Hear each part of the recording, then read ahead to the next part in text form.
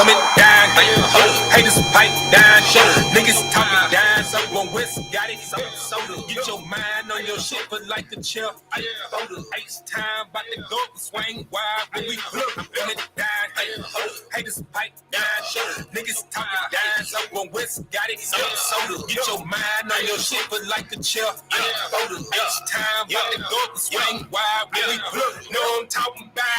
One West in this bitch. Meet you boots and breaking shades like nigga, who is this? 144 set apart, make room, we in this bitch. Players get chose, don't get mad, my nigga, check your bitch. Cross the line like a Dennis, boy, I go off in your shit. My tribe, check a hoe, coldest Eskimo, you mountain shit. I'm UGK, so UPK, third coast, represent. So slow line and banging, swinging counters when I bit. Hater block is on, catch me one deep behind 10. Boy, I'm shocking, rocking, bitches knocking, coming down your wind. Haters coming and blocking, when these chickens roosting behind the field. I'm just body rocking, chucking deuce, giving that to my kid. Coming down, haters pipe down, niggas talking down. So one West got it, soda. Get your mind on your shit, but like the chill. Soda. H time, about to go swing wild when we coming down.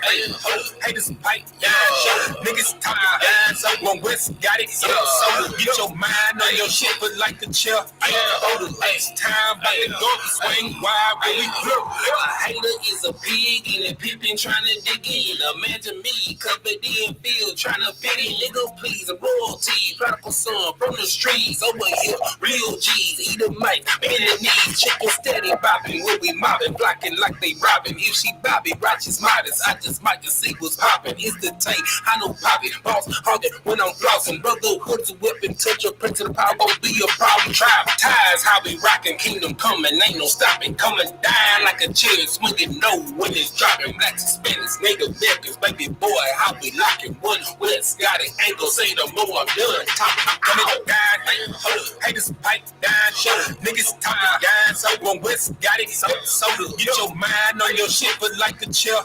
Soda. H time, about to go swing wild when we coming down. Haters pipe down, niggas talking down. So one West got it, soda. Get your mind on your shit, but like the chill. Soda. H time, about to go swing wild when we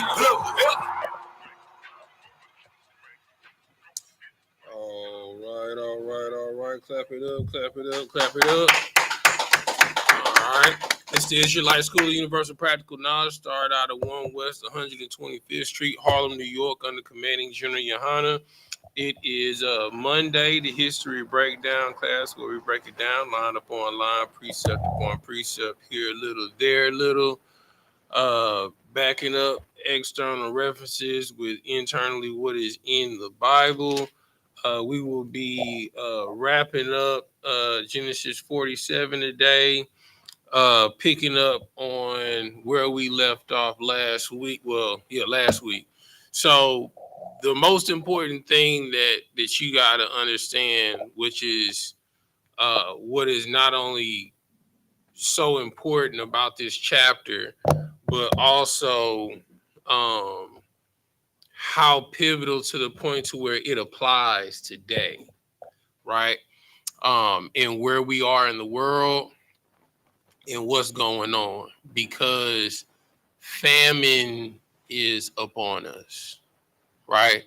So question will offsides out, what do you mean by famine, right? Well, I'm gonna pose the question to you, like what takes place in a famine from what we know thus far, from what we've gone over, and to your knowledge, what take place, what transpires during a famine? Starvation and lack of resources. All right, so Paul, what you got? I was gonna say that. Yeah, grab the mic so I can hear you online. I was gonna say that a lack of resources and the family can also be used for a lack of hearing the word of the Most High. Right. Okay. So the consensus between both of y'all is lack of resources, right? So there should be a red flag to everyone now, right? that there is a lack of resources. The reason how you know that there is a lack of resources is because of the amount of inflation that's in the economy, right? The only time when they inflate the cost of a dollar, you understand, is when they don't have the bottom to back it, right? So you just keep pumping money into the economy with nothing to back it. The value of the dollar goes down and the cost for everything goes up, right? So what's going to eventually happen is you keep inflating. What happens if you keep pumping up a tire? It's going to explode. You know what I'm saying? Because that's why you have a tire pressure gauge. A tire pressure gauge is for two reasons. A, to let you know when the tire pressure is low, but it's also to let you know if it's too high, right?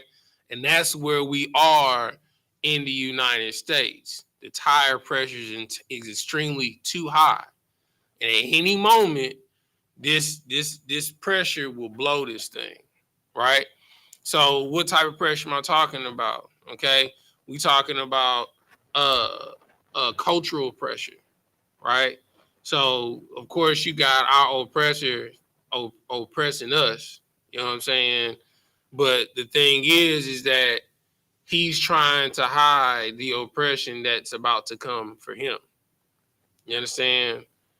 What's the next thing that's about to explode? Economic, you know what I'm saying? Pressure. That's about to explode. What's another thing that's about to explode? Food, right? And you can see it now. Like, it's so many videos coming out about the quality of food in America that, you know, they feeding people like stuff that they making in labs. You understand? You know, I'm gonna say this for YouTube purposes. It has been reported. It's not necessarily a fact, but it has been reported that there have been human protein that is being added to meat in certain franchises. You know what I'm saying? So in a time like this, like when you go get a pineapple or a banana and you able to bend that thing completely all the way from horizontal down 90 degrees and it don't snap, you know what I'm saying, or avocado, should let you know that it's not real food. You know what I'm saying? So this is where we are. We are in a famine. They're just distracting you with glitter and lights and smoke and mirrors. You know what I'm saying? All of this streaming and everybody's social media famous. You know what I'm saying? But nobody has quality of life. I mean, you can know that by anytime. I promise you, anytime you see the water and wastewater people come and replace a storm drain or a water main line, when you see them pull that pipe up, just take a look at it. It's corrosion, rust, calcium, all types of toxic mold, all of that stuff being pumped in that water supply. And anything that the pharmaceutical company that they don't use and they make waste of and that they dump, that's also pumped into the water supply. You understand? And they're giving you this. It's because we're in a famine. You understand? So the next question is, well, Officer Tazadak, I mean, you giving us a lot of bad news. I mean, what good news do we have in the famine? So the next question is how do we prepare for a famine? Right? So first thing, you understand, based off of what we've gone through in this story, you got to be mentally prepared before the situation even comes. You understand? You got to go through your own personal hell to deal with hell. You understand? When it really hits the fan, for the most part, blacks, Hispanics, and Native Americans will be fine. You want to know why? Because we've lived in a state of famine in our entire lives. We were raised in a state of famine, making something out of nothing. You understand? It's the the thing. It goes in and out. Like if you tap it, not, you know what I'm saying, it'll go away. Like tap it, tap the mic. Okay, all right, cool. Cut one on and tap it. Hold on, cut it down in the back of it right here. The second one. Cut the second one down. It's the second one. Yeah. All right, cool. Bet. That's perfect. All right. So the first, like I said, the first thing that you have to prepare for is mentally, right? And how do you do that? By keeping the law, statutes, and commandments, right? In the story of Joseph, right?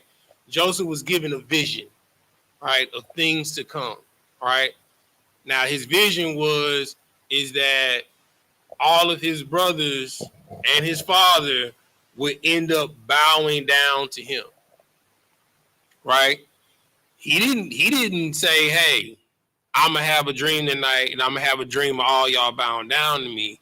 The Lord gave him that vision, right? Now he didn't know what it meant at the time, you understand, but it was revealed later. But for him to get to that point, he had to go through hell to be mentally prepared for the 7 years of hell that the nation was going to experience and how to prepare. So the only way someone can prepare for hell to come is they have to have survived hell, right? Somebody give me Psalms chapter 1. Somebody give me Psalms chapter 1.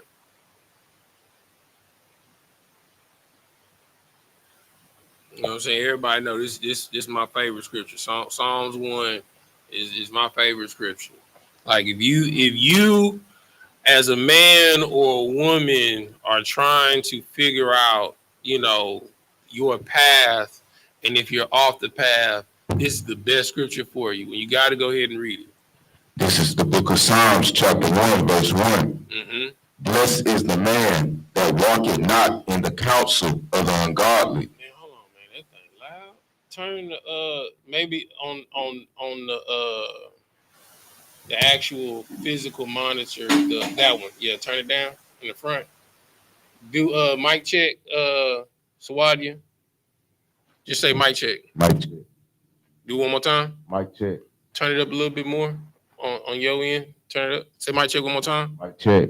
There we go. Perfect. All right, go ahead. Start over one more time for me. Verse 1. Blessed is the man that walketh not in the counsel of the ungodly. All right. So, in order to prepare for a famine, right, the first thing that you got to do is not take counsel from the ungodly, right? Because the way that they prepare, they steal, kill, and destroy, you understand, from others to make sure that them and their family are good. So if you go to them and ask, hey, bro, you know, if some stuff pop off, bro, like how you and your family, bro, like how y'all gonna get prepared? They're gonna tell you wicked means about going to go get it. You understand? You feel me? Like, and like I always tell people, like, how can a single person give you advice on marriage? You know what I'm saying? How can someone that's never been married, you know what I'm saying, or someone that's divorced give you advice on how to stay married? You know what I'm saying? So you can't take counsel from the ungodly. That's the first step in preparation for a famine. All right? Keep reading. Nor standeth in the way of sinners. You understand? Nor can you hang around people that are not keeping the law, statutes, and commandments, right? I always tell people all the time, if you're trying to kick a habit, why would you be in the habitat? You know what I'm saying? If you're a drunk, why would you go to a bar? You understand? If you trying to kick Mary Jane, why would you be around your partners that's pre-gaming before they go out? Because what's going to happen is you're going to go over there and they pass in the circle, you know what I'm saying, in the cipher, you know what I'm saying, matching, you feel me? It's going to be one day you're going to come over there after having a hard day, you done got fired, your baby mama then put you on child support and took the kids. You know what I'm saying? Your mama died, your daddy died, your dog died, and be like, man, that's a hard day. Man, hit that. And you gonna think about it for a second. What's gonna happen? You gonna hit it. You know what I'm saying? Like that's Satan is like Steve Urkel to Laura. You know what I'm saying? You know how Steve Urkel got Laura? He kept asking her every day, all day, let me take you out on a date. Every day, all day, he just tested her. Oh, okay. Not today, tomorrow. I'm going to ask you tomorrow. You might feel different tomorrow. You understand? Satan is Steve Urkel. You know what I'm saying? And one of them days when Laura was feeling down, she didn't see Steve. She saw Stefan Urkel. You know what I'm saying? And that's what your demon is going to look like to you on that day because you surrounding yourself in a congregation of sinners. You understand? When you around a congregation of sinners, you're not concentrating on building. You're concentrated on distractions, on folly, or on what I call false calories. You know what I'm saying? Things that seem like they're fulfilling, but they're really giving you cavities. It may be sweet to the taste, but it's destroying your teeth. You understand? Keep reading. Nor sitteth in the seat of the scornful. Right? Nor can you be around someone that's constantly complaining. You understand? Nor can you be around someone that's always talking about someone. You feel me? Because if people are constantly talking, people are constantly gossiping, guess what? Nothing is getting done.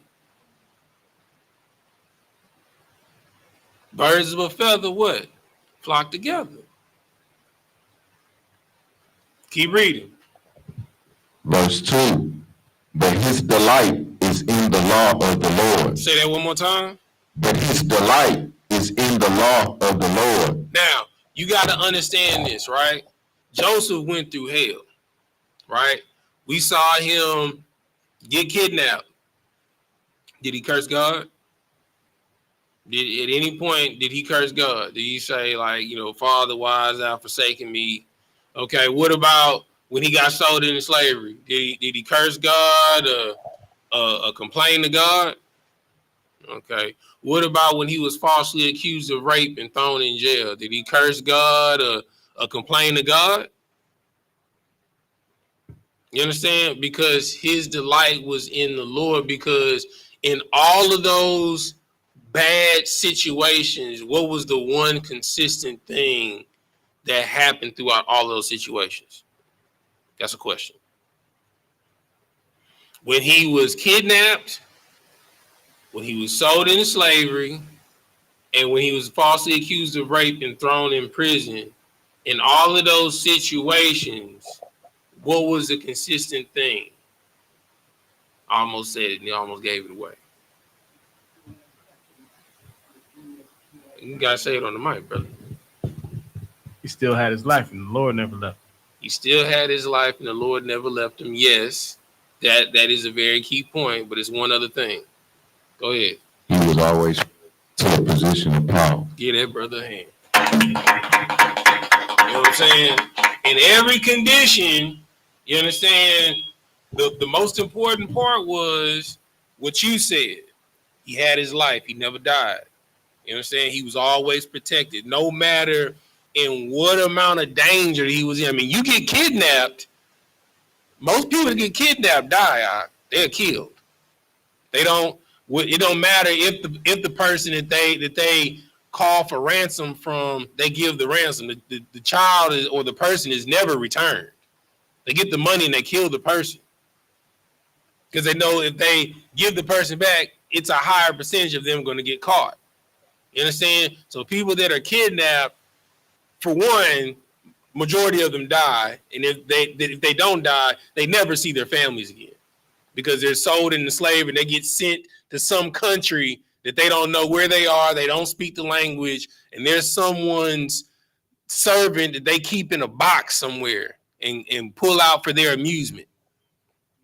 You know what I'm saying? But the second part, what Sawadia said is that in every condition that he was put in, he was raised to a position of power. So he knew the Lord was with him and the Lord had him the entire time. You understand? This is what happens when you meditate on the Lord day and night. Keep reading.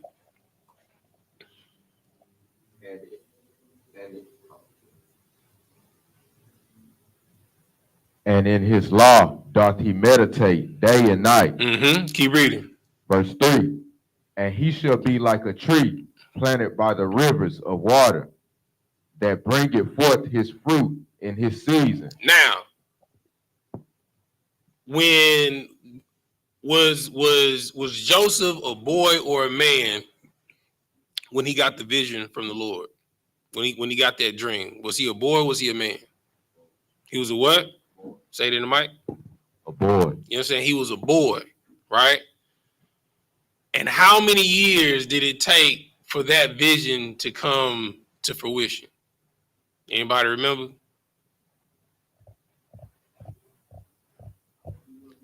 It took 18 years. It took 18 years for the point when the Lord gave him a vision to when it actually happened, to when he was elevated to basically right under Pharaoh in Egypt. It took 18 years, and he went through hell to get it. And he went through hell because the world was about to go through hell. You understand? And what's very interesting about it is while he was going through hell, everybody wanted more from him. So what did he do during the time when the world was in hell and they were coming and asking him for help? What did he do? Anybody from the last class? What is every time they came to him? What were the things that he acquired every time the known world came to Egypt for food? Anybody remember? What was the first thing? What was the first thing that he acquired? Go ahead, give it a shot. Was it more cattle and servants? Okay, that was the first thing. All right. So when all the money was gone, actually the first thing he got all the gold and all the silver, and all the money was gone. Right. And then they came and was like, well, y'all, you have all the money, right? Okay. What can we give you for currency so that we can have food so that we don't die? He was like, okay, we'll sell your cattle. You understand?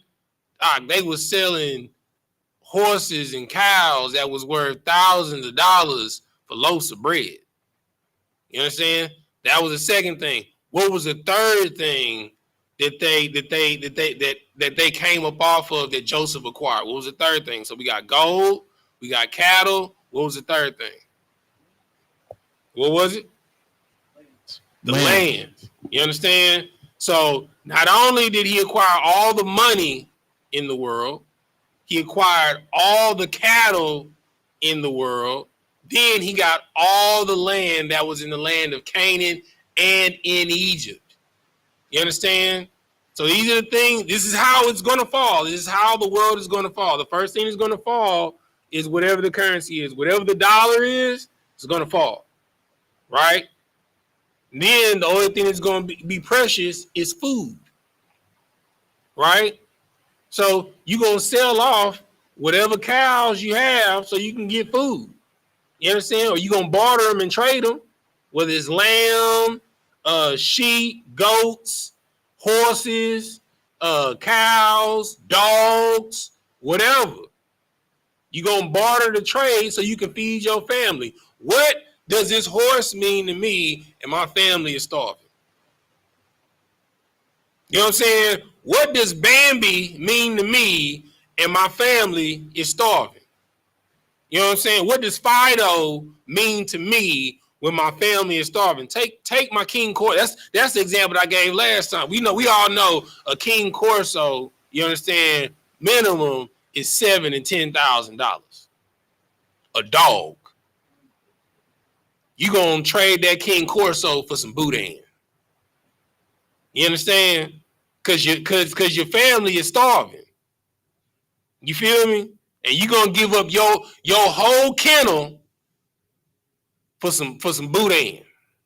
You understand? For a whole row of boudin so you can put in the smokehouse so your family can eat for a week. You understand?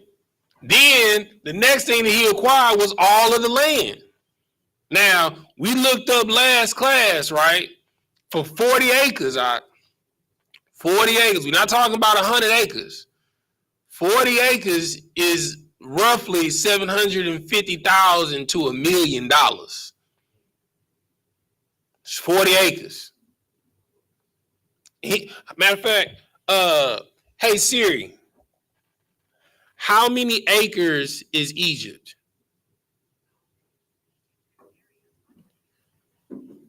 Egypt is 1,450. That's square kilometers. Siri, how many acres is Egypt? Okay, it's gonna make me do the math. Somebody, give me this conversion real quick. Give me square miles to acres. Hey Siri, how many acres is the land of Egypt? Okay, so it's 387,050 square miles. Convert that to acres.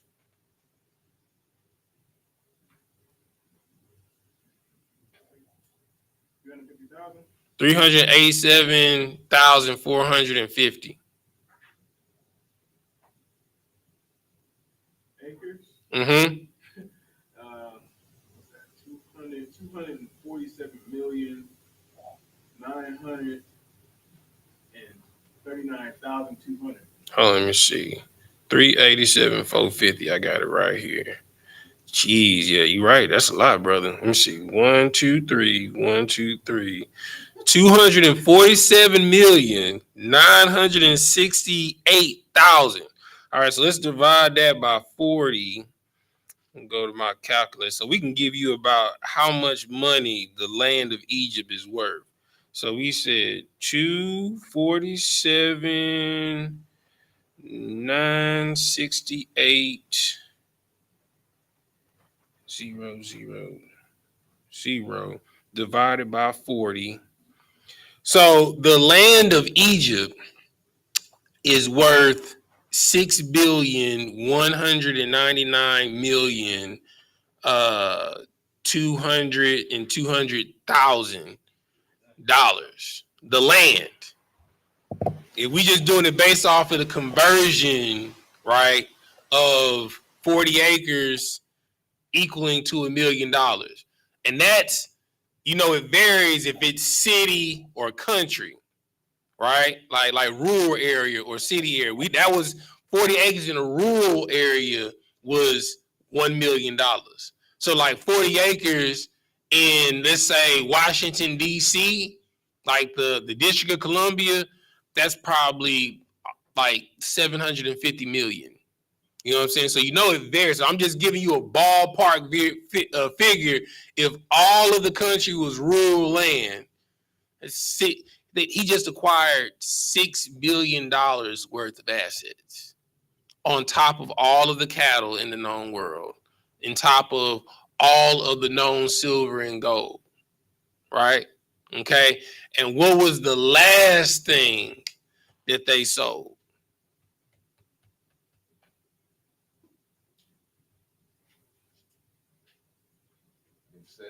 Get that brother a hand.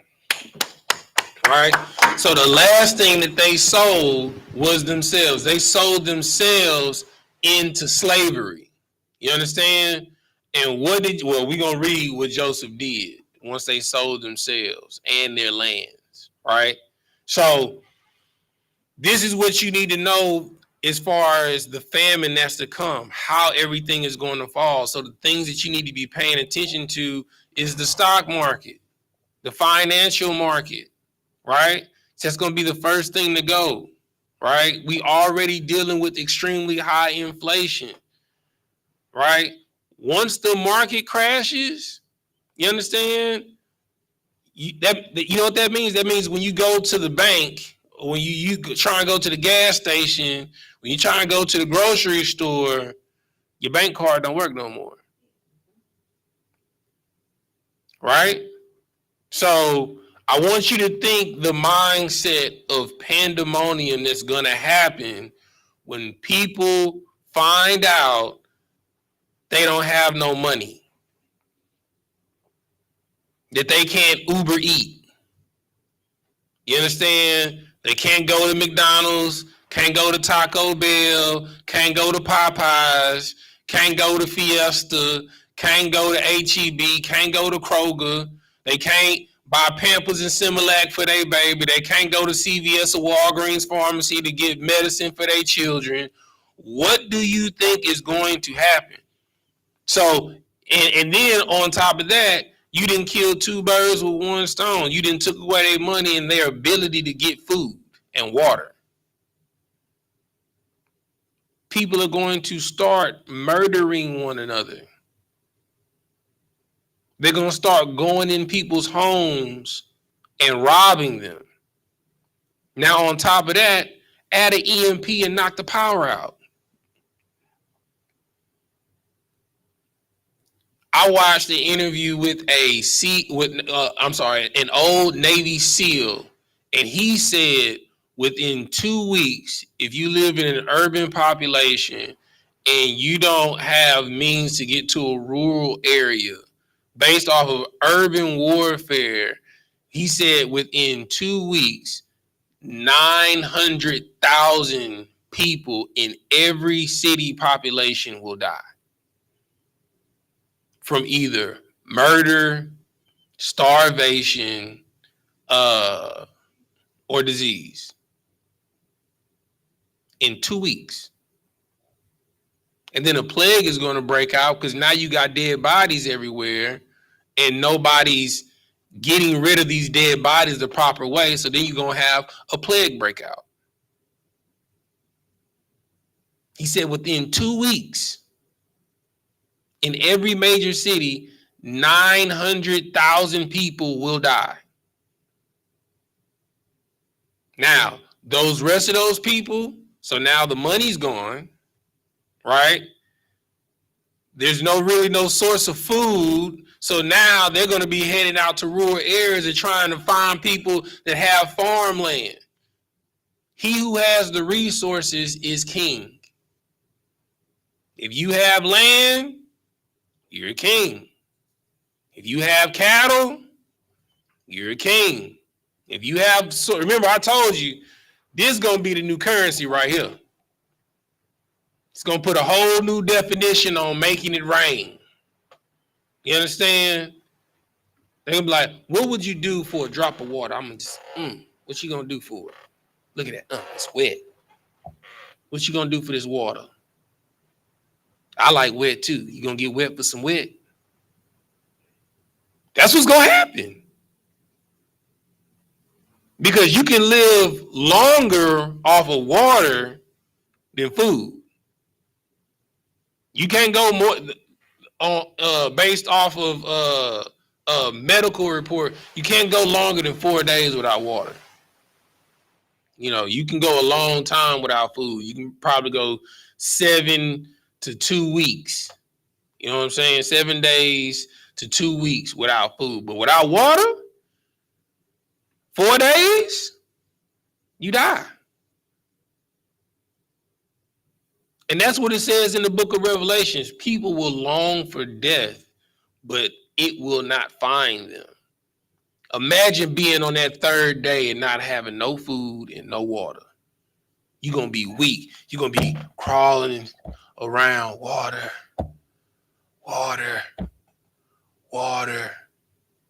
And then like the Lord will send like a random rain and it'll splash some water in your mouth. And then you'll live another 3 days off of that splash of water. You're going to yearn to die, but death would not come near you. That's a famine. And then you come across somebody that got resources, you're going to sell your body to be under their privilege. That is what's coming. And the only way that you can prepare for it is by keeping the law, statutes, and commandments. Because that's not going to have you out here distracted. You're going to always be focused on the task at hand. You should have at least 6 cases of water in your house at all times. You should have some non-perishable food items in your house at all times. You know what I'm saying? A 50-pound sack of beans, a 50-pound sack of rice.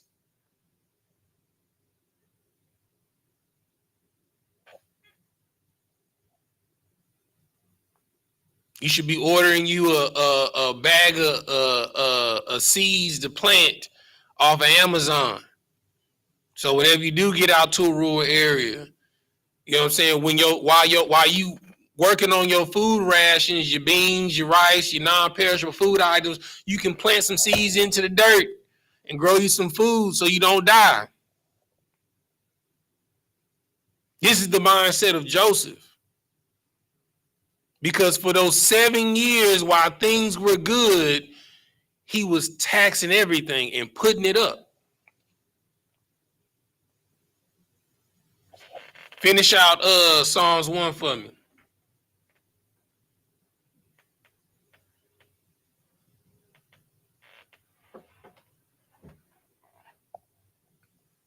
You were like a tree planted by the rivers of the water, where its leaf will not wither and die.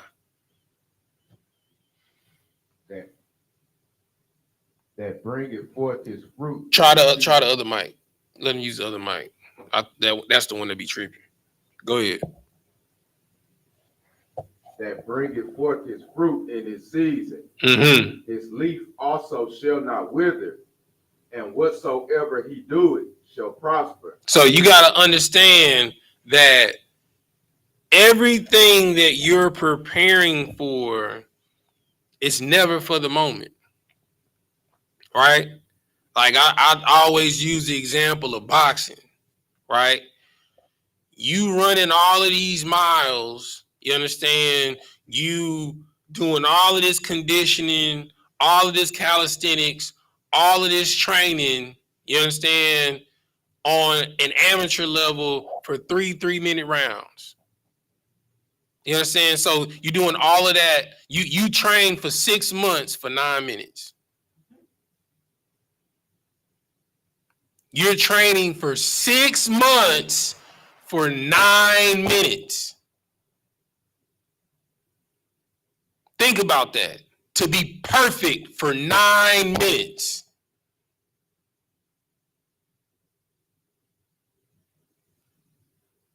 You train for 6 months for 9 minutes. The Lord says when he comes, what it took them 500 years to build, he's going to destroy in how long?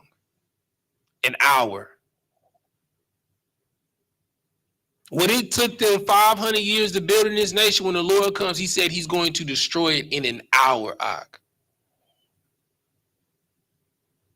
And the only way that you're going to survive, every day you have to die. You have to prepare yourself every day. Because when it gets bad,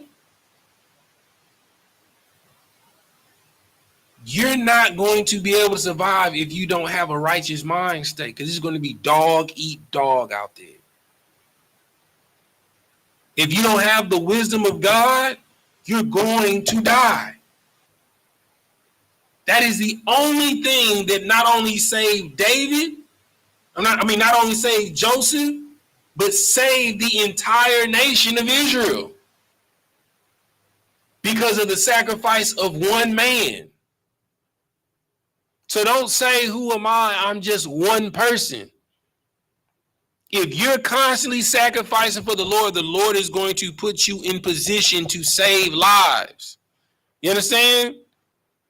Like, when I first came into the truth, I lived in an apartment by myself. You understand? You know how many brothers have come and lived with me? You know how many complete strangers have come and lived with me? The Lord never puts you in position strictly for yourself. He always puts you in a position to help and save others. The resources are never just for you. Never. Whenever an increase happens in your life, best believe there's going to be equal responsibility that's going to rise with that increase. Such is rank in the UPK. You get more rank, you get more responsibility. Trust me. You get a better job, best believe it's something coming that's going to need those funds. Those funds is just not for you, and if you got a family, for you and your family. The Lord might be having you save up all of this so you can take care of 2 or 3 families. For brothers that have land, you think the Lord is giving you all of these acres just for you? Where do you think brothers and sisters is coming when stuff hit the fan? They coming to your land. What you mean?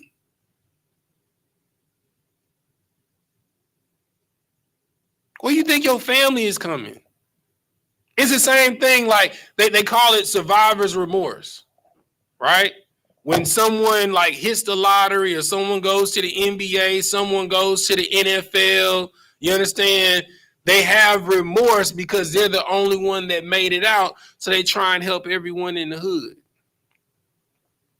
And then they get taken advantage of. All their family, all their homeboys calling them, aunties that they ain't never heard of, cousins they ain't never heard of. And guess what? Everybody got a plan for your money.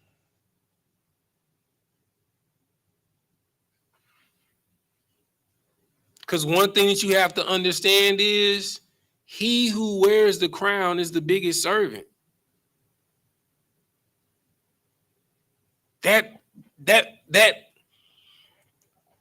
Those resources that are given to you, they're not just for you. Now, don't get it twisted.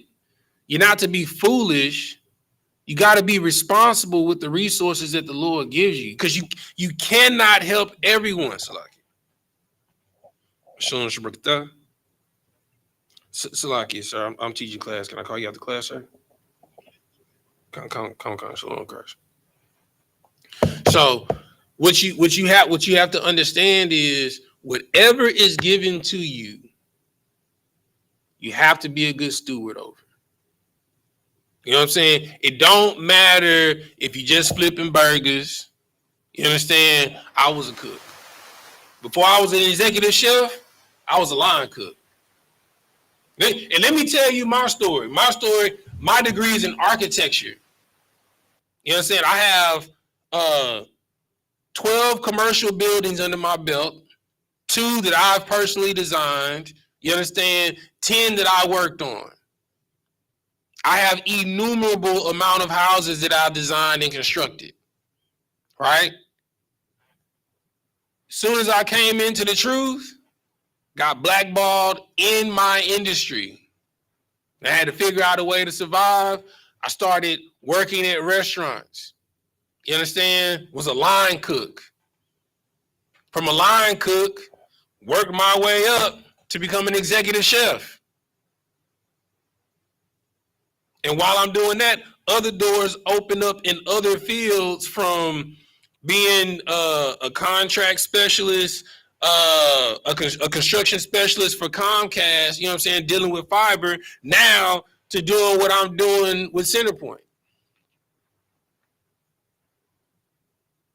But in each situation that someone tried to harm me and do for evil, the Lord turned it out for good.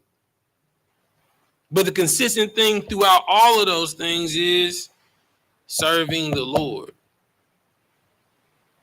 The Lord never promised you that you weren't going to go through hard times. What he promised you is that you wouldn't die. So as long as you have your life, guess what? The Lord has kept his promise to you. As long as you didn't eat today, guess what? The Lord has kept his promise to you.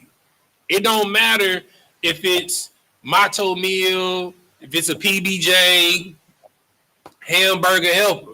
I mean, I know you used to steak 48, but I guarantee you go 2 days without eating, that hamburger helper gonna look like a filet mignon. I promise you. And I'm talking about the nasty one, the stroganoff flavor. Nobody likes stroganoff. You know what I'm saying? I don't even think Russians like stroganoff. You know what I'm saying? Everybody hated that hamburger helper. The stroganoff, it was disgusting. But if you was hungry enough, guess what? You gonna eat it. Because it's something hot, it's something savory, and you didn't die today. So in a famine, you got to understand you're going to go through seasons. But the only way that you're going to know how to go through hell, you have to walk through it before. And the only way to survive hell is that you can't be in the council of sinners. You know what I'm saying? You can't sit in the seat of the scornful. And you can't stand in the way of sinners. And you have to meditate in the law of the Lord, and he has to be your delight day and night.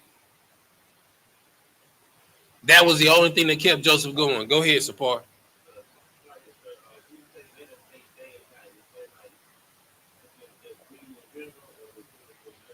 Give him the mic so he can hear his question online. So, like, if I may, so when you say meditate day and night, is it just reading in general, or just studying the laws? So, meditation, it's a trifold situation, right? The thing that should be on the forefront of your mind at all times is service to God. Number one, right? The way that you learn how to serve is reading. You understand? Matter of fact, give me Deuteronomy 28:1. You understand? This is going to show you how to meditate. Deuteronomy 28:1. Whoever got to read it first. This is the book of Deuteronomy, chapter 28, verse 1. Mm-hmm. And it shall come to pass, if thou shalt hearken diligently. If you shall do what? If thou shalt hearken diligently. So the first thing to do to learn how to meditate, you have to learn to listen diligently. You understand? The Lord gave you 2 ears, not for decoration. You understand? And 1 mouth for a reason. You should listen twice more than you speak. It'll stop you from being a fool a lot of the time. If you hold your peace and you listen to what's actually being said, not listen to how what's being said makes you feel, but you actually proactively listen to what's being said, it'll save you from a lot of foolishness and embarrassment. So the first thing that you have to do, you have to listen diligently in order to meditate. Keep reading. Unto the voice of the Lord thy God, to observe. To do what? To observe. So after listening diligently, you have to observe how things should be done. You can't do something if you've never seen an example how to do it. I can't say, hey, Sapar, I need you to build me a house. And you've never laid a foundation. You've never piped plumbing. You've never done framing. You've never done any type of fenestration. You know what I'm saying? You don't know the first thing about roofing. Before you even do that, you don't know anything about how to support, you know what I'm saying, the main support. You know what I'm saying? You don't know anything about laminated beams, you know what I'm saying, load-bearing walls, you know what I'm saying? I'm just sending you out there, make me a house apart. You know what I'm saying? You can hear how to do it. You know, you can listen to seminars and all of this stuff on how to build a house, but until you actually see an example of it done, you'll never be able to do it correctly. Keep reading. And to do. And to what? And to do. And then you're capable of doing. So in order to meditate, you have to do the first two things. You have to listen diligently. You have to observe. That is how you meditate. You understand? Like even people that, you know, do the you know the you know what I'm saying? Like that's essentially what they're trying to do. You understand? They're trying to listen diligently for something. So that's the little mantras that they're doing. You understand? To see if they can see something. You know, you're like, ooh, I see little orbs of light in my head. You know what I'm saying? Is that God? Is God inside of me? You understand? But that's not what true meditation gives clarification and understanding. And the only way that you're going to get that is by listening diligently and observing the right way to do something. That should be at the forefront of your mind at all times. So how can you listen diligently? Constantly coming to class, of course, right? And in this day and age, you have the internet. You can listen to classes, Black Watch, Cross the Line, all the way since YouTube has been invented. That's what I did when I first came into the truth. I would listen to class all day. When I'm driving around at work, listening to class. When I came home, listening to class. You know what I'm saying? And I'm writing down all these precepts from classes. You understand? You know, my favorite class to watch back in the day when I first came in the truth was Captain Mashak's Wednesday law class. You understand? And then camp speakings. Camp speakings would teach me how to deal practically with everyday people. Because if you don't know how to talk to your brother, how can you heal him? How can you encourage him? You understand? That's why you have to listen diligently. Don't just listen to cut. Because a person that come to you and talk to you, well, John 3:16, see, God so loved the world, brother, but that's not the reason why he's coming to you. He's coming to you because that brother might have a white wife and he think that he can't be saved because he has a white wife. Or that sister has a white husband. Or whatever race. You have to listen diligently. See, when people come to me and ask me biblical questions, after they give me the scripture, the first question I ask them, why are you asking that question? How does that question pertain to the scripture? What about this makes you ask that question? You have to get to the root of the matter and you have to listen. That's the only way that you can battle in the spirit. You have to listen to discern the spirit behind the question. And then once you find that out, you deal with that. That's just like if you're married and your woman blow up over you over the dishes not being washed. I guarantee you it's not about the dishes. I promise you it's not about the dishes. It's something else that you've been neglecting and overlooking. And the dishes was just a thing to set it off. And you got to have the wisdom. Dang, I just left the plate here for a second. Why are you blowing up like that? You have to discern it's not about the dish. It's something else that has happened. Something else that you've overlooked. Something else that you've neglected. And then when you think and you see that, you deal with that. Don't even worry about the dishes, because once you deal with that, the dishes is not even gonna matter. You about to have a 3-hour conversation with your wife about something that has nothing to do with the dishes, and by the time that conversation is over, ain't nobody gonna be worried about them dishes. And once that person's been able to be heard and they feel vindicated, 9 times out of 10, don't worry about it. I got it.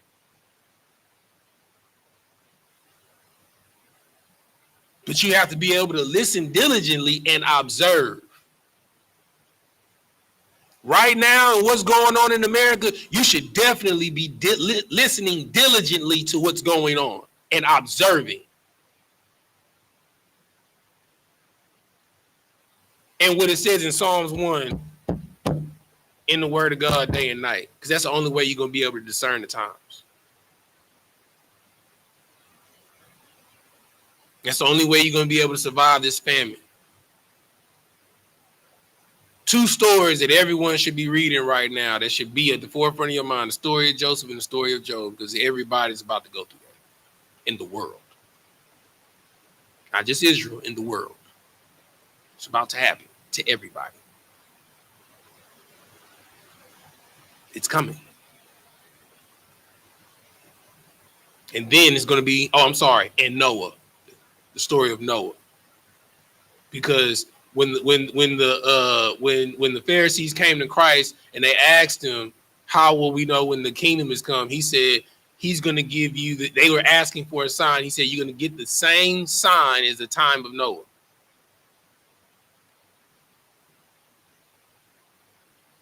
From the word.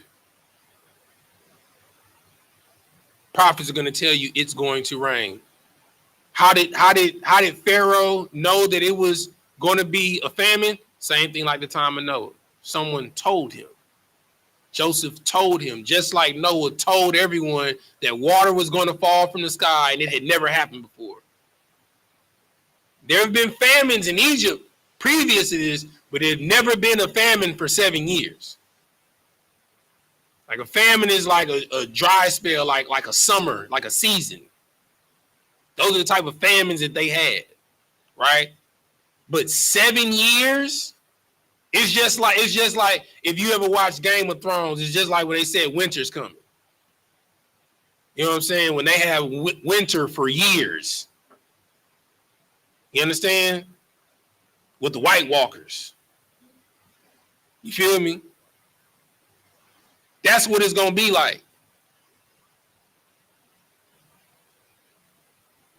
We are going to be living the book of Eli. That's what the world is going to be like. And that town that Denzel walked in, that was just a whole powder keg of debauchery and evilness, is because that man had the resources. And that city that was under him was a reflection of him. So understand this. If you're an officer of 50, the 50 people that's going to be up under you, they're going to be a reflection of your leadership.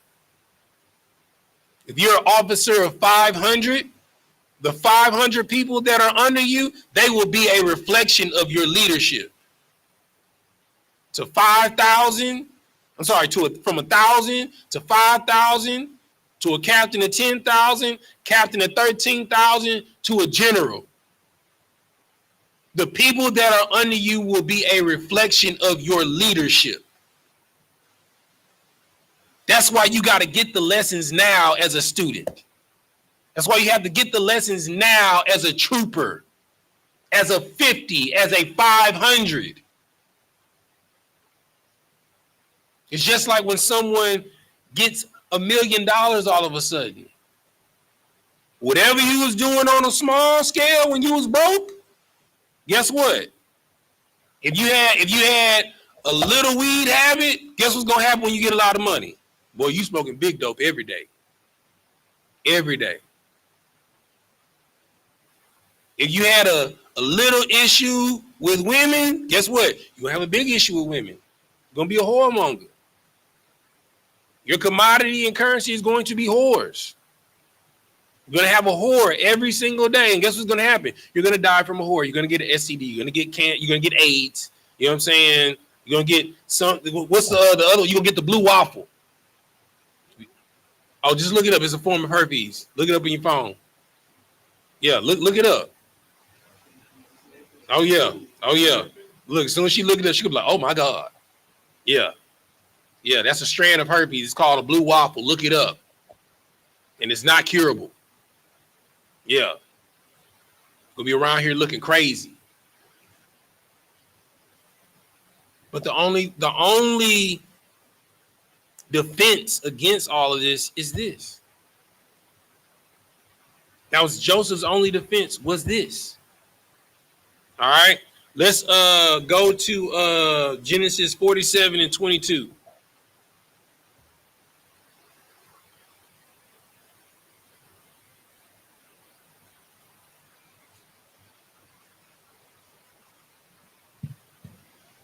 This is the book of Genesis, chapter 47, verse 22. Mm-hmm.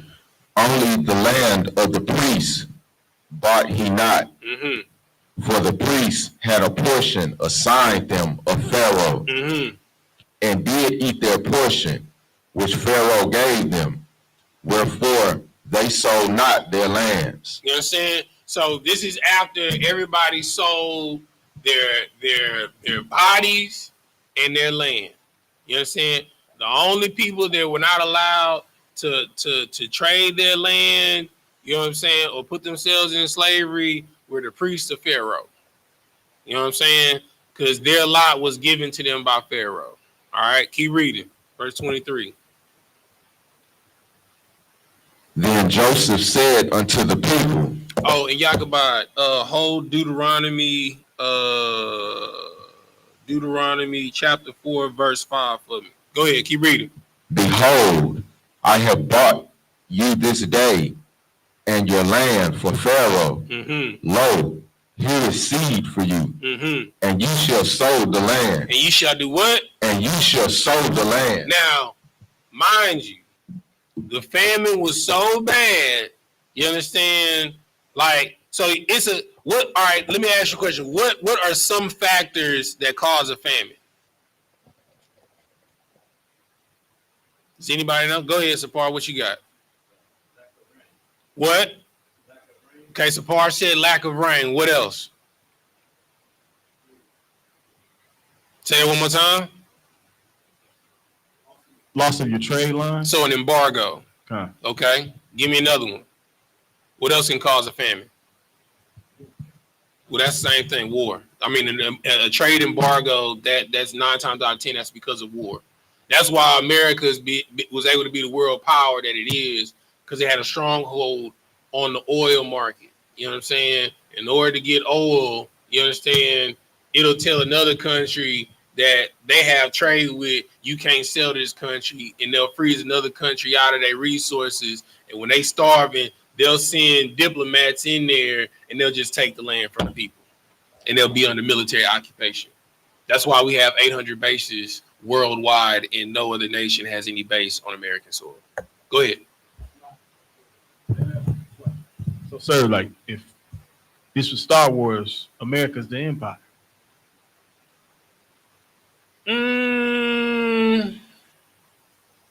No.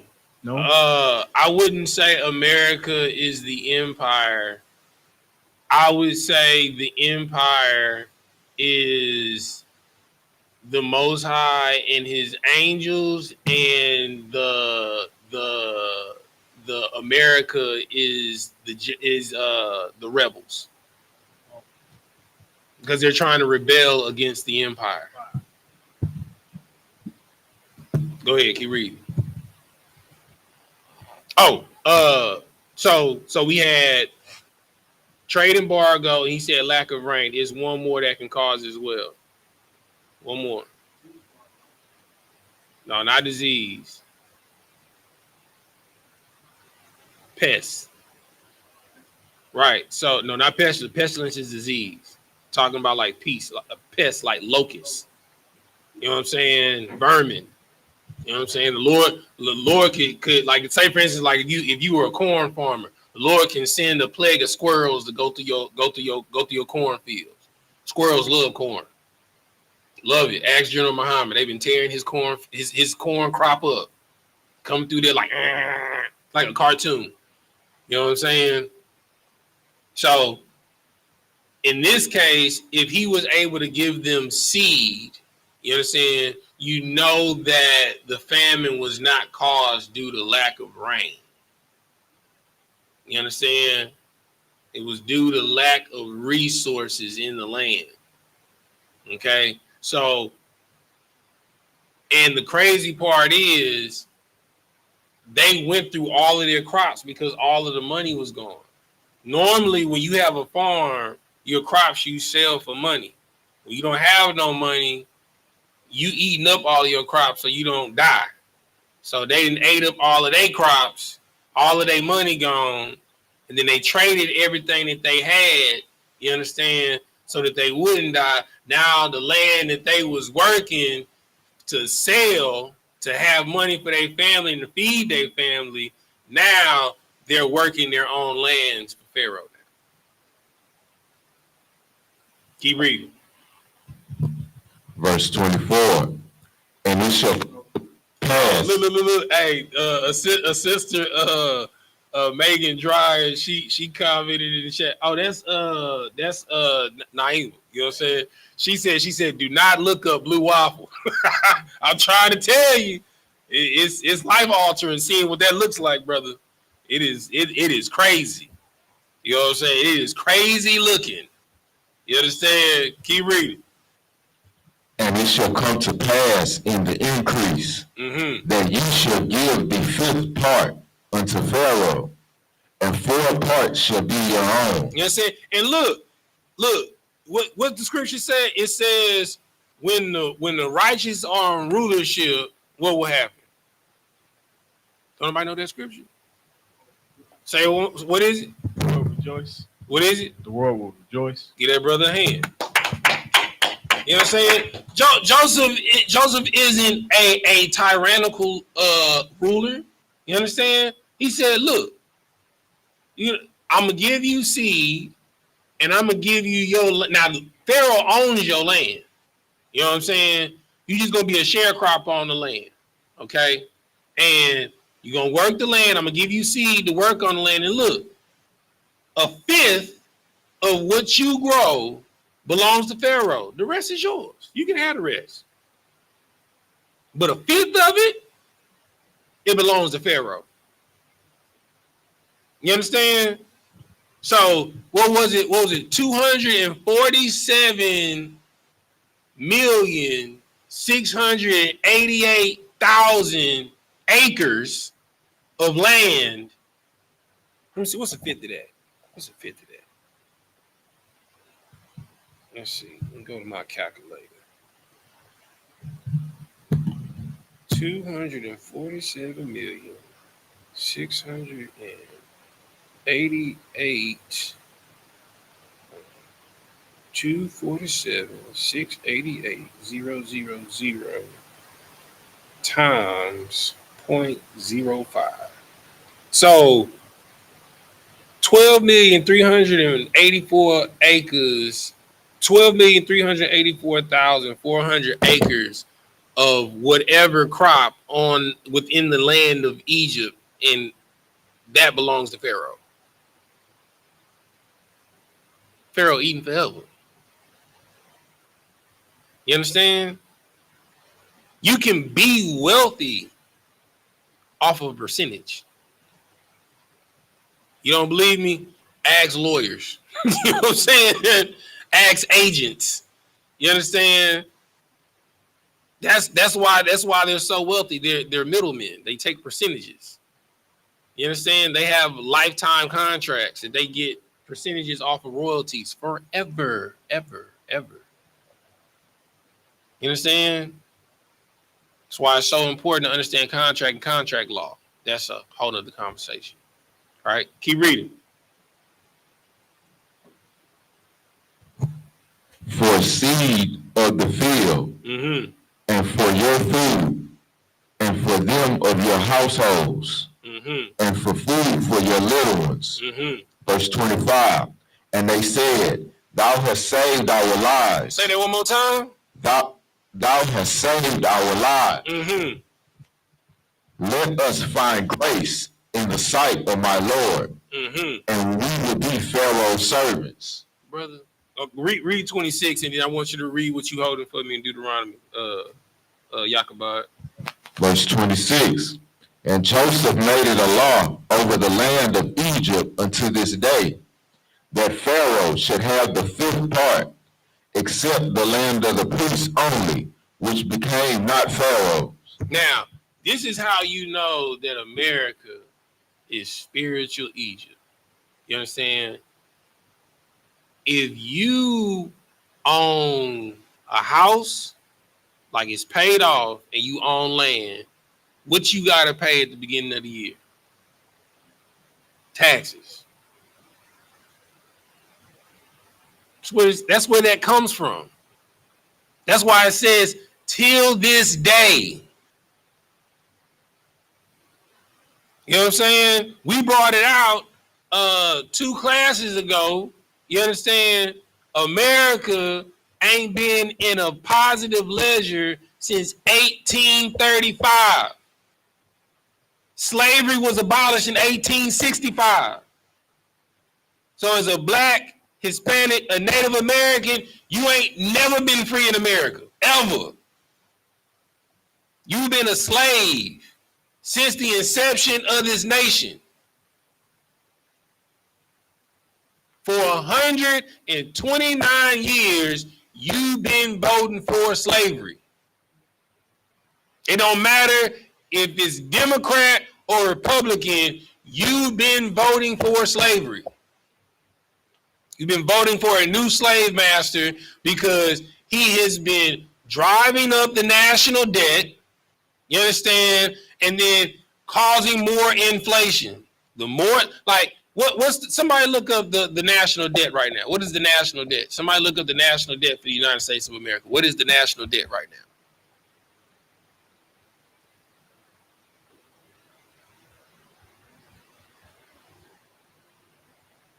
Google it. What is the national debt?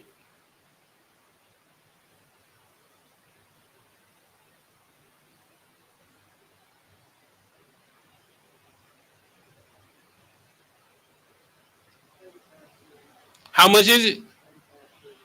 $35 trillion. $35 trillion.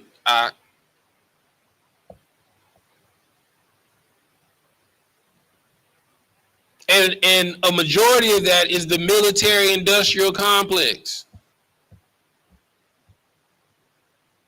They sell you as a commodity to other nations that they borrow from. That's why everything that you do, your social security number is attached to it. Because they're leveraging your workforce, slavery, on the land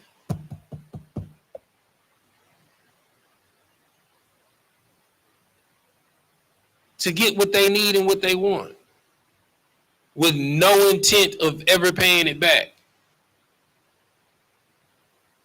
Because every 7 years, your debt is supposed to be forgiven. But they can't let that happen now because we're not self-insulated anymore. They're selling your debt to other nations. That's why China owns majority of the monuments in Washington, D.C. It's crazy. The Lincoln Memorial is owned by China.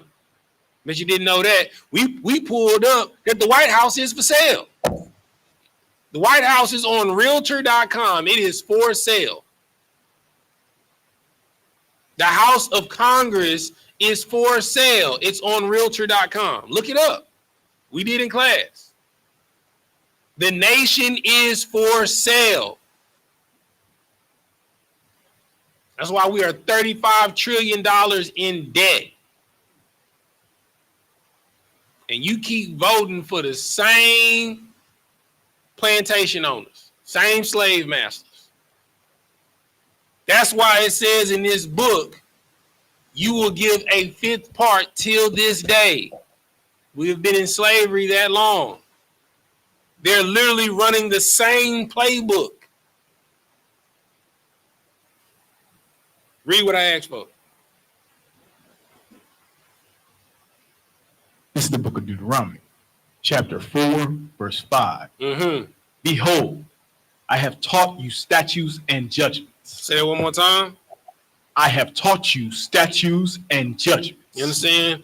The Lord has given you this so you won't be a fool and repeat history. The things that were written aforetime are for our learning and for our understanding. If you do not know your history, you are doomed to repeat it. Now, the good news is if you know the story of our ancestors, every time that we've been a stranger in a foreign land, what happens? Somebody blow my mind. Every time that we are occupying as a stranger in a foreign land, what happens? Sapar. Give him the mic. I think he about to say the right answer. Sound like he about to say the right answer. Like I said, we usually take over the land. No, not necessarily. Not in all cases. No, but you close. What normally happens when we occupy or we sojourn or we're in captivity in a strange land? What particularly precedes afterwards? Swati. An increase. What type of increase? You're right. Resource. Get that brother a hand. We 9 times out of 10, we come out exceedingly wealthy. You understand? It happened with Abraham and Abimelech, Abraham and Pharaoh. It happened with Isaac and Abimelech. It happened when Jacob went and stayed with his uncle Laban. You understand? And it's happening now with Joseph being in Egypt. Every time we go into, we either sojourn or we become captive or we're a stranger in a foreign land, we grow as a population and we increase in resources, in wealth. So one thing that you should be praying for is the fall of America, because in the fall of America, you understand, it is the rise of your nation. But majority people are afraid of that because it's going to actually require you to do some work. You can't just sit at home on your PlayStation, on Netflix. It's going to actually require you to have a trade and do something. You're going to have to actually build something. You're going to actually have to supply something. You're going to actually have to get up off of your behind.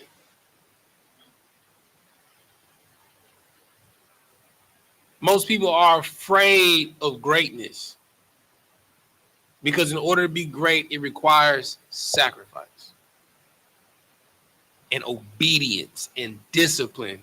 The 3 things that no one likes to do. Nobody likes to do the same thing over and over and over and over and over and over and over and over and over. But guess what happens when you do that? You become a master at something. And when you become a master at something, guess what? People seek you out. Because your knowledge is invaluable. And when your knowledge is invaluable, guess what? They pay you for what you know.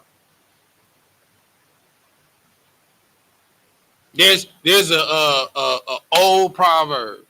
A dude that owned a airline. You understand? He had a 747 jet.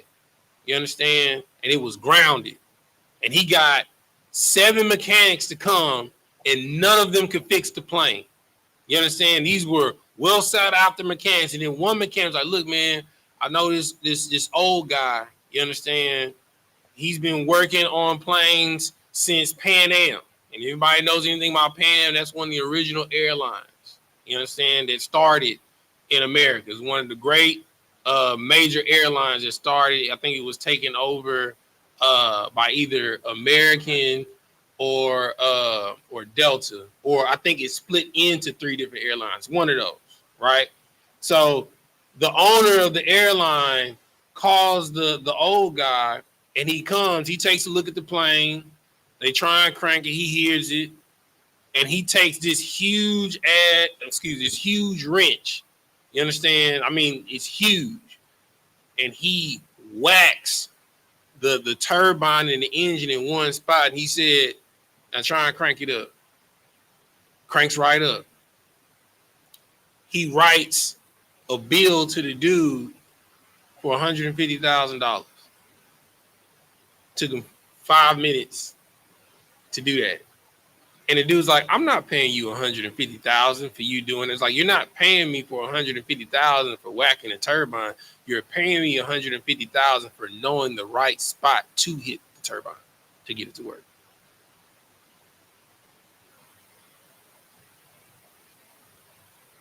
When you have this book, that's the type of wisdom that you have. Keep reading.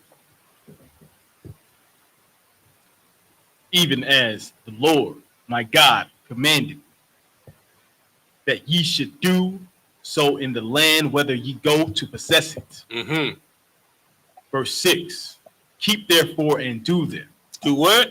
Keep therefore and do them. Mm-hmm. For this is your wisdom. Is what? Is your wisdom. Mm-hmm. And your understanding in the sight of the nations. This is your wisdom and your understanding in the sight of the nations. That's why one of the curses is that we'll be an enigma and a sign until they're just gonna be baffled. It's like, how are these people such a great people? Like who was I watching? Godfrey, right? Godfrey the comedian, you know, he a Hamite, right? And he was on Club Shay Shay, and he regaled him with a story. One of his homeboys, you know, he a drug dealer. You know what I'm saying? He was a well-renowned drug dealer and a powerful one. And he, you know, would travel over to Asia, you know, to do his deal with the mafia. You know what I'm saying? With the Asian mafia and stuff like that, whatever. And he said when he went over there, and he's not a person that scares easily. But he said the thing that scared him when he went over there is that they were so organized. You understand? Like, you know, they were clean cut. Every room that they went in, there was someone that opened the door to show him where to go. You understand? Wait here. Come now. You understand? He's waiting for you here. Sit here. And then while they're talking to someone standing there, that scared him. And then the boss of the mob told him, you know, the one thing about you black people is you have all of this power. Like the whole world, you know what I'm saying, is in love with your culture. You know what I'm saying? Everybody follows the beat and the tone of what black people do. You understand? But you'll never be in control because you're not organized.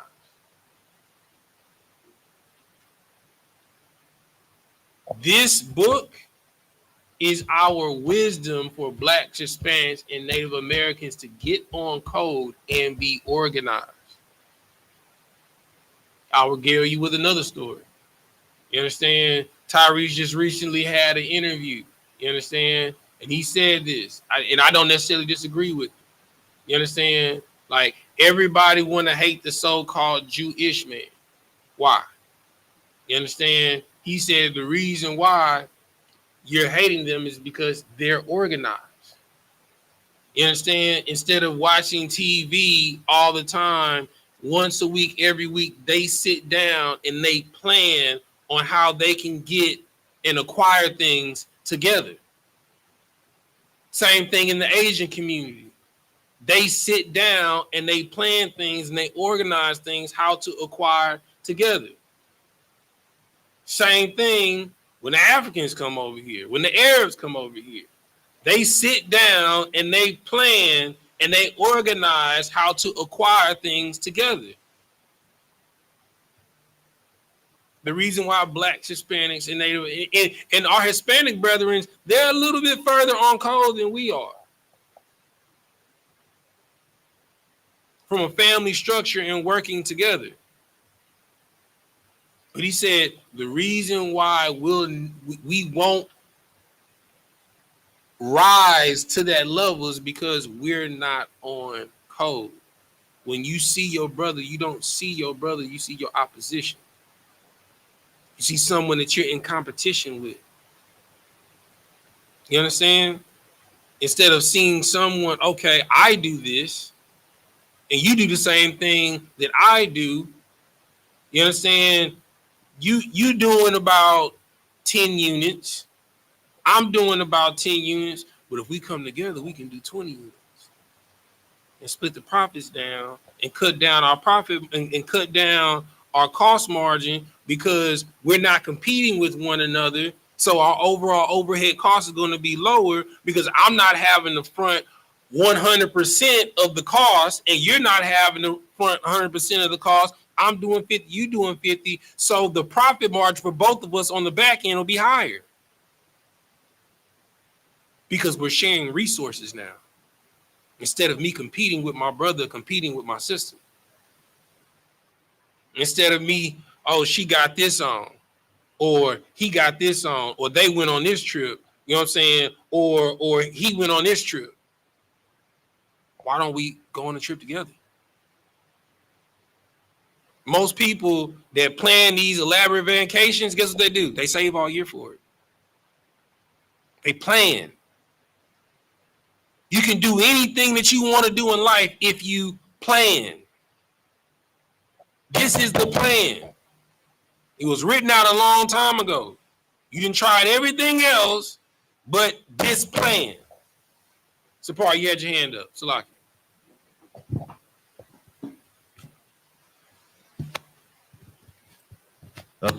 Salaki, so it was real heavy that you see how other groups are on the code. So with us, what is, like, in your opinion, is the biggest factor in stopping us from having that type of a mindset or outlook on our life? I'm glad you asked that question, brother. Give me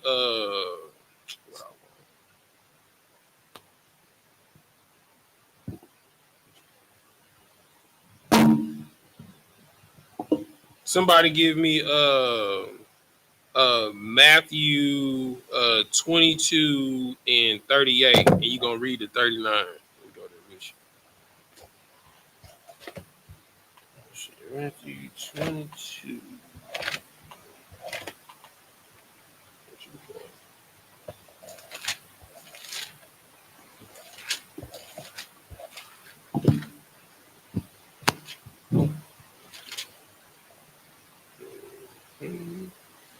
Yeah, Matthew 22.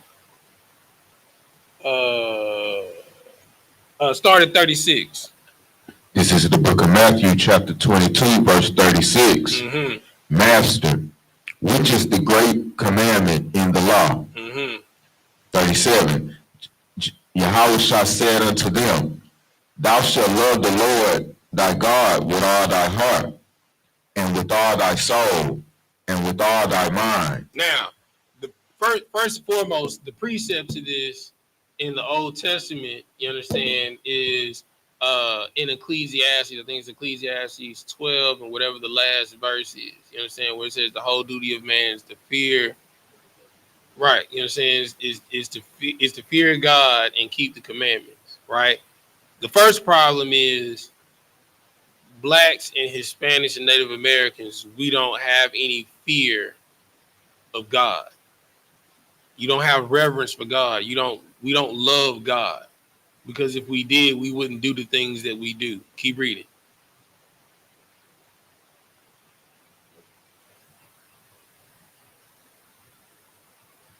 verse 38. This is the first and great commandment. Verse 39. It's the most important one. This is to answer your question, Sapar. And the second is like unto it. Thou shalt love thy neighbor as thyself. You don't love your brother. The reason why blacks, Hispanics, and Native American, the reason why we not on code is because we don't love each other. You hate your brother. You want to know how? You understand?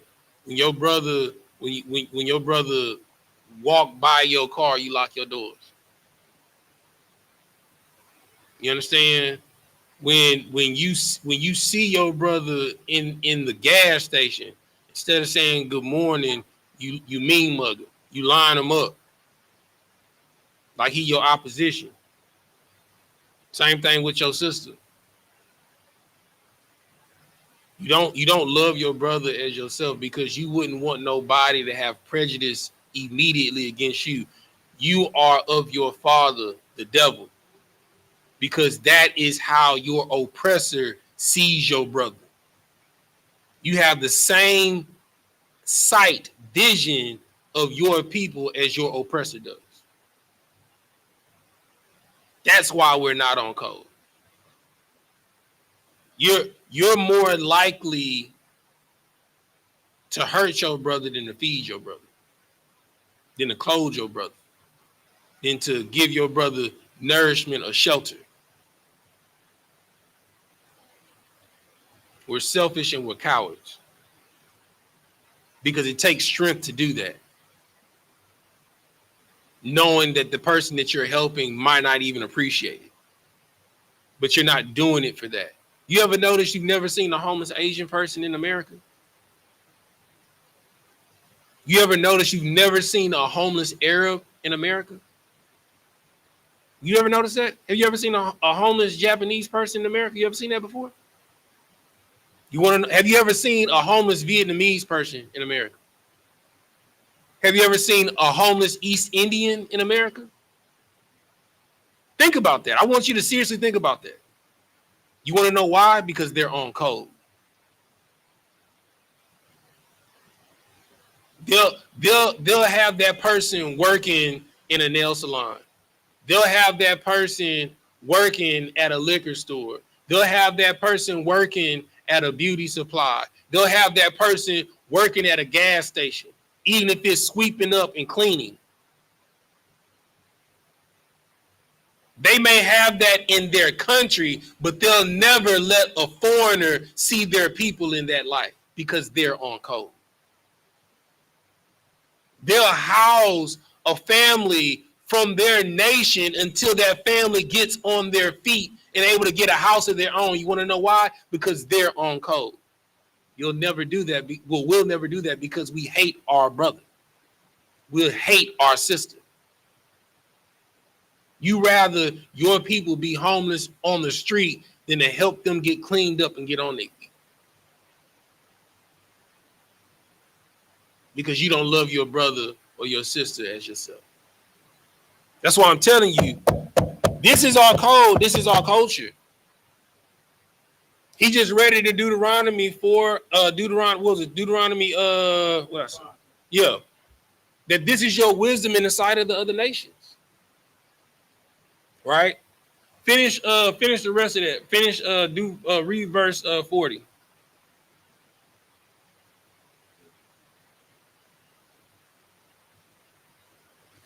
On these two commandments hang all the law and prophets. You understand?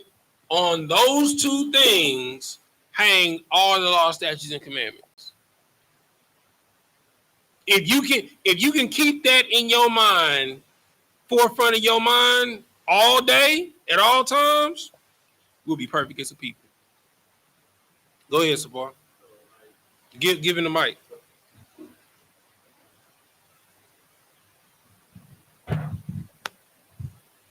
So in Matthew, like you said, the verse you just read, the 40th verse, just having that on your mind encompasses all 613. Like that covers everything, even if you're not familiar with it. For sure. So and this is going to sound it's not it's scripture, right? But it's going to sound kind of Christian. You understand? The things that you are ignorant to is why you have grace.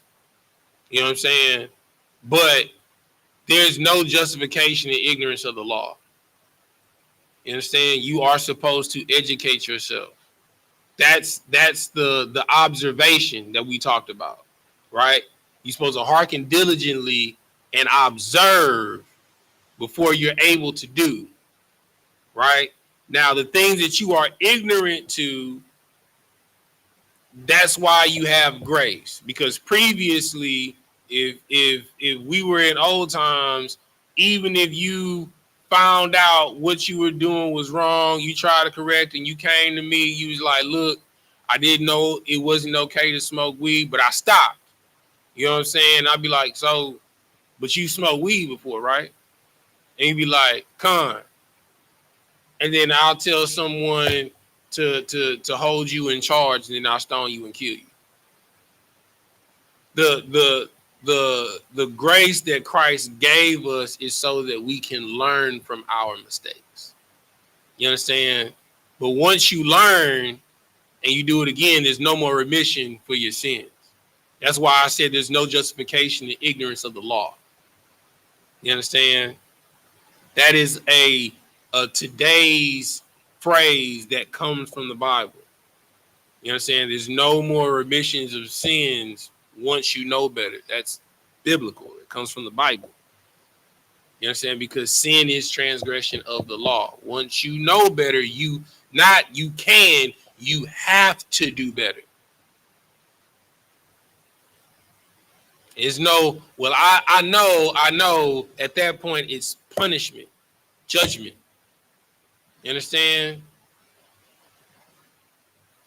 When you're knowing and you're doing, at that point everything is just test. But when you know better and you go against, like in your right mind, then you'll be judged. The Lord will deal with you. You understand? You won't. I mean, the Lord will tax you. Trust me. Whether it be your pocket, you know, somehow, some way, you get a random bill and for you look at your account. At one point, you was positive 300. You look in your account, you're negative 7 now. Or you driving down the street and you flatten 2 tires. You understand? What somebody, I don't know who it was that told me, but you wake up one day and you come outside and 3 of your tires on flat. I found out your 3 tires is on flat instead of 4, the insurance don't cover it. You know what I'm saying? So if you know, like I know, like my tires is like almost $300 a pop. That's a rack that you wouldn't plan on spending. And what happens if you don't got it? There's many ways that the Lord, you know, randomly get into an accident, total your car. You understand? You get fired. These are things that the Lord does to judge you. The Lord uses other things as a whooping stick to chastise you. There will be retribution for your actions. You will reap what you sow, positively or negatively. There's always an opposite and equal reaction for your action in all things. So you have to choose. All right. Let's finish out this chapter so we can done with 47. And we start at 48 next week. We at verse 27. And while he's reading this, Yakabad, hold Deuteronomy 28 and 8 for me. Verse 27. And Israel dwelt in the land of Egypt, in the country of Goshen, and they had possessions therein, and grew and multiplied exceedingly. Now, why? Now, can somebody tell me why they grew and multiplied exceedingly in their possessions? based off of everything that was acquired. I'm kind of giving it away. How did they become like exceedingly wealthy in their possessions? Does anybody know? All right. What were the 5 things that were acquired by Pharaoh and the family? What was the first one? All the money. What was the second thing? It was what? All right. What was the third thing? Land. What was the fourth thing? Huh? No. Slaves. Right? And then what was the 5th thing that he got because he acquired all the land and all the people? It's a thing that they do till this day. Taxes. All right. Now, of these 5 things, when Joseph's family came, what did he tell them to tell Pharaoh what their possession, what their profession was? They were what? They were cowboys. And what did Pharaoh own all of the land? It was the second thing. He owned all the cattle in all the land. And whatever they grew, you understand, or bought, a 5th of that, whether it was livestock, whether it was crops, it came to Pharaoh. And who was over all of Pharaoh's livestock, including the livestock that they owned? The Israelites. So that's how they grew exceedingly wealthy. In every condition that we are put in, all we have to do is what the Lord says. And not only will we not die, we will grow in exceedingly wealth. But you got to be willing to do the boring thing. You know, like for me, look, that Buddha ain't I be making this labor love, brother. I'm trying to tell you, it's labor. It is labor. You understand? It's not exciting as plating. You know what I'm saying? Like when I'm doing my executive chef thing. But you do that consistently every day. You constantly getting orders every day. Guess what? You're able to feed your family every day. Me handling cow and bull intestine and stuffing it with lamb, rice, and all types of herbs and spice. And it tastes so nice. You know what I'm saying? You feel me? I'm just trying to tell you. If you become a master of making sausage, you can be wealthy. Ask Earl Campbell. You know what I'm saying? Earl Campbell sausages is sold nationwide in every Walmart. You know, I don't know what the grocery stores in the other cities are called. Well, I know in the South, Piggly Wiggly. You know what I'm saying? You feel me? Come on, you feel me? All these, you understand? Like, give me another one. Food Line, Foodorama, H-E-B, Ocean. They don't got Oceans no more. You know what I'm saying? Oceans was Walmart Supercenter before Walmart Supercenter. They sold everything in there. Real talk. Real talk. You know what I'm saying? Ain't no more Kmart either. Blue Light Special. See, kids, they don't even know about that Blue Light Special. You know what I'm saying? But I'm just saying all that. If you are a master at one thing, you can be exceedingly wealthy. We ran away from the one thing that we were naturally good at as a people: livestock and cattle. And we laugh at our cousins in the country that's out there, you know, shaving down, you know what I'm saying, hooves, putting horseshoes on. You can make a lot of money doing horseshoes for horses. A lot of money. You can make a lot of money doing stall management because nobody wants to shovel out horse crap and put in new hay. You can make a lot of money baling hay, selling bales of hay. And you don't even have to own the land to make the hay. You can go to someone that owns 40 acres that don't want to tend to it, and they pay you to not only tend to it, bale it, and you just give them a percentage of what you sell. What if Pharaoh said, look, just give me a fifth of what you make off of your land. You can keep the rest. If I got 7 people giving me a fifth, what do I care about all that land? I don't got to worry about tending it, and I can just make money on the back end. I'm good. You can't be afraid to be a master of something, and it's going to be boring doing the same thing over and over every day. Like the people that you praise, like all the athletes, like Steph Curry, he shot 100 3-pointers a day. For him hit that half court, all them split acts. He did something very boring. You know how boring it is to shoot 100 3-point jump shots a day? It's to the point to where it's muscle memory now. He can shoot the shot and walk away and head to the other side of the court because he know he's gonna hit that shot. You want to know why? Because he did it. He did it 700 times last week. That's how dedicated you got to be to serving the Lord. You got to be willing to do the same thing every day.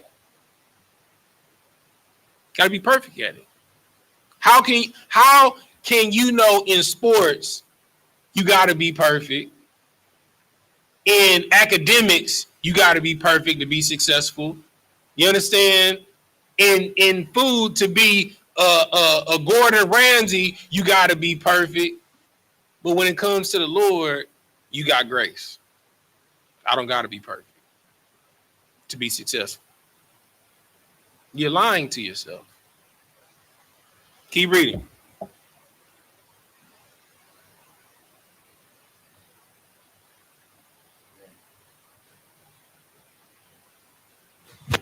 Verse 28, and Jacob lived in the land of Egypt 17 years. Mm-hmm. So the whole age of Jacob was 147 years.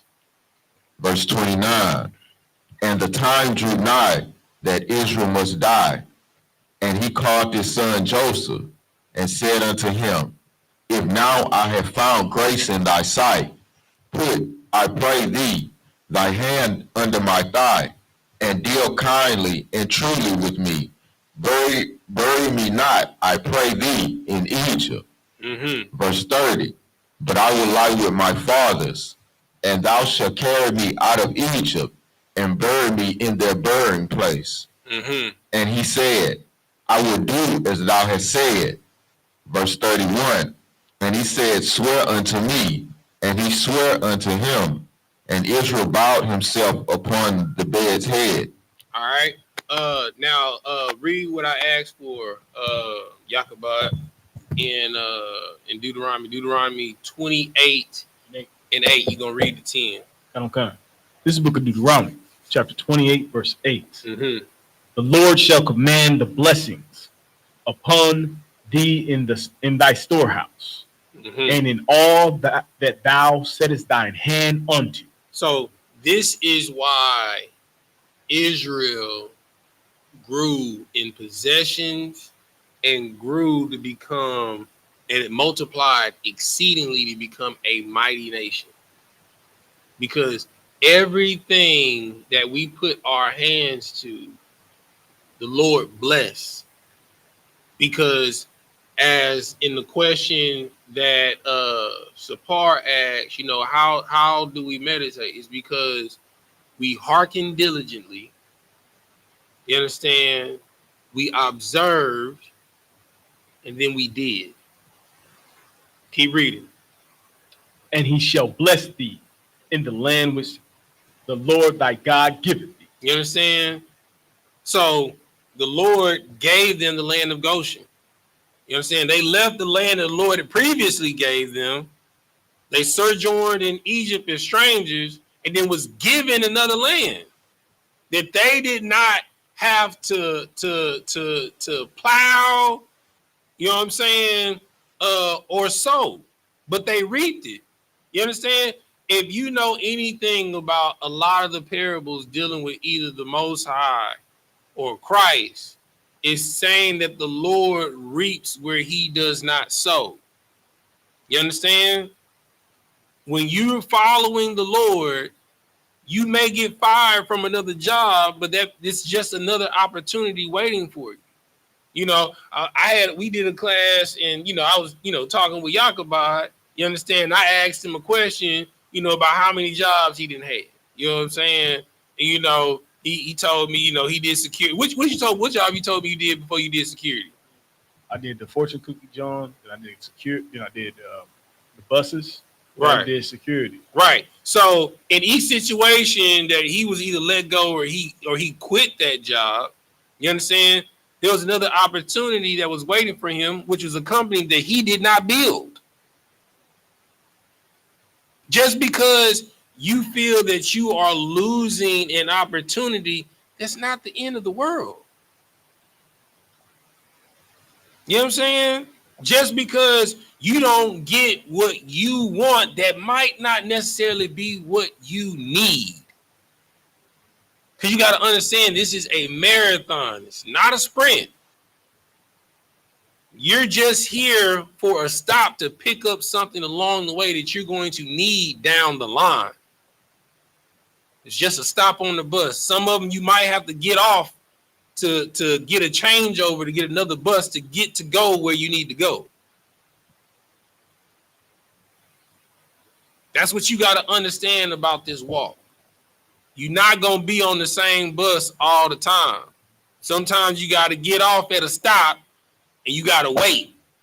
That waiting is that time that nobody likes, when you're unemployed, or when you get into an accident, your car gets totaled, or your mama died, God forbid, your father died, your baby mama leave you, put you on child support, or your man leave you, you know what I'm saying? It's those void times that you're rocky, but it's to set you up for the next thing that's coming. And it's to build character. You can't advise someone down the line if you ain't never been through something. If you didn't caught the number 2 bus before, and somebody ain't never rode the bus and they trying to get somewhere, oh brother, I know how to get there. You got to take the number 2. See, you've been sitting here thinking you got to take the 28. No, the number 2 gonna get you there 30 minutes faster. The only reason why you know that is because you didn't took that bus before, and it run on time. You might have to wait for a little bit, you understand? And he's gonna seem like he gonna be late, but because that bus is one of those buses don't hit a lot of stops to hit like direct points, he gonna get there right on time. But you got to be patient and wait. You can't just get on the bus because the bus is coming. That might not be the bus that's going to take you to where you want to go. It might drop you off on a bad part of town that you shouldn't be at. But the only way that you're going to know is if you got the bus guide. That you got all the routes. And that's what the law, statutes, and commandments is. It gives you all the routes. It tells you the bad routes and the good routes. Keep reading. What verse you at? All right, keep reading. You're gonna read the 10. Verse 9. The Lord shall establish thee an holy people unto himself. And what does holy mean? Set apart, sir. Right. You understand what he's doing for you, he's not gonna do for nobody else. The reason why people are able to get away with what they get away with, because they're not his kids. He don't care about what they do. They can smoke all the weed, be with all the whores, do the Rod Smith coalition, all of that. They can do all of that and get away with it. Nothing happened to them. You know what I'm saying? They can get rich in debauchery and wickedness. But you can't do that. Keep reading. As he hath sworn unto thee, if thou shalt keep the commandments. If you shall what? Keep the commandments Mm-hmm. of the Lord thy God, Mm-hmm. and walk in his ways. Verse 10, and all people of the earth shall see that thou art called by the name of the Lord, and they shall be afraid of thee. Yeah. Like, bro, like all the other nations don't act aggressive towards you for no reason. You know that, right? The reason why they treat us the way they treat us is because they're actually afraid of us. And they know that they need us. All of their businesses are set up in our community. And they know if these people ever wake up and realize that they really don't need us, we're in trouble.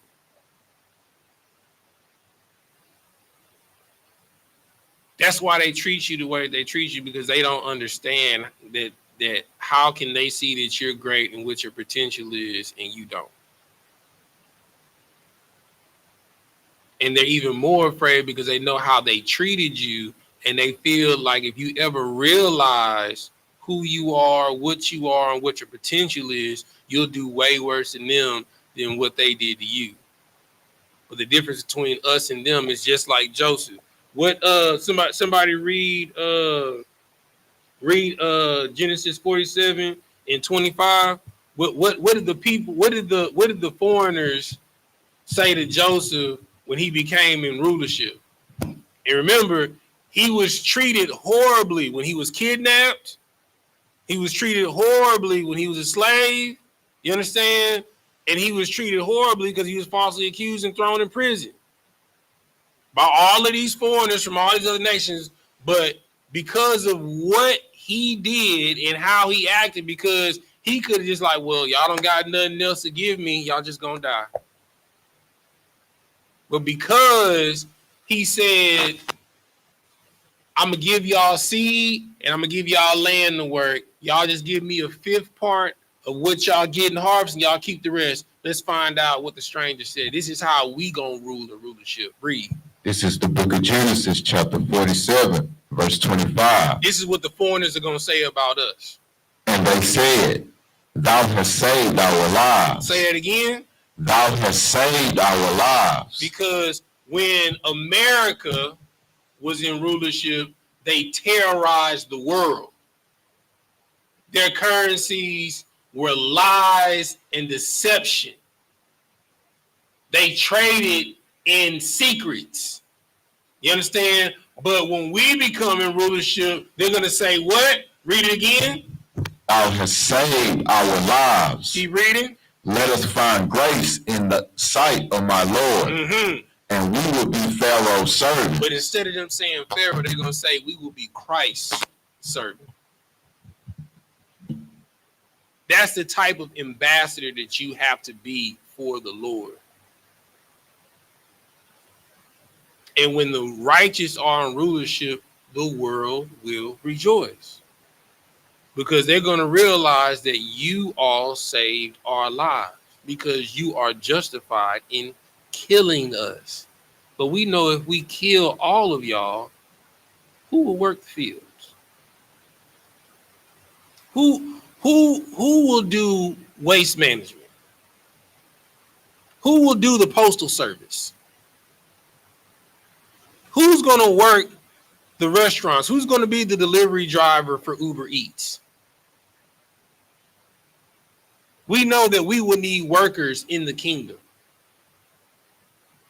We are gracious lords. We are gracious princes and princesses.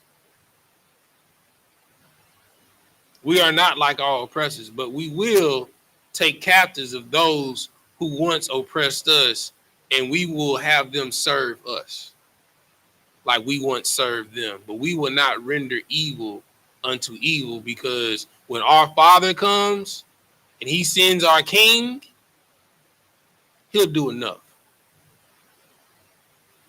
Because what you built in 500 years is going to take him an hour to destroy. And what we give you is going to save your life. Because you're going to long for death because it's going to be such a great famine in the world that when you find a place that's able to provide for you, you will willingly serve. And you will be grateful for your portion and for your life.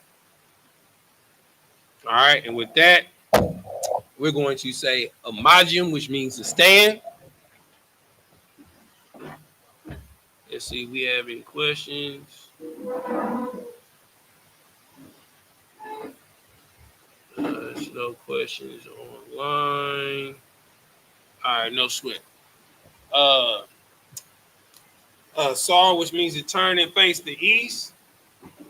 We're going to do the Lord's Prayer first in Hebrew, then in English. Repeat after me. Abanawa, Shabbat Shabaya, Kodash, Hayah, Shemka, Yahweh, Malakwaka, Taba'ah, Ratazayaka, Hayah, Aisha, Baratazah, Kawa, Hayah, Bashemaya, Nathan Lanawa, Lacham, Call, Yawam, Wasalak Nawa, Kabawap Nawa, Kasalak Nawa, Kabawap Yanawa, Wala'ah, Tabi'ai Nawa, Manasaya 1, Abal, Hawashai Nawa, Mayan, Rai, Kaya, Laka, Hamalakwa, Wahala, Wahata Para, La'awalamia, Aman.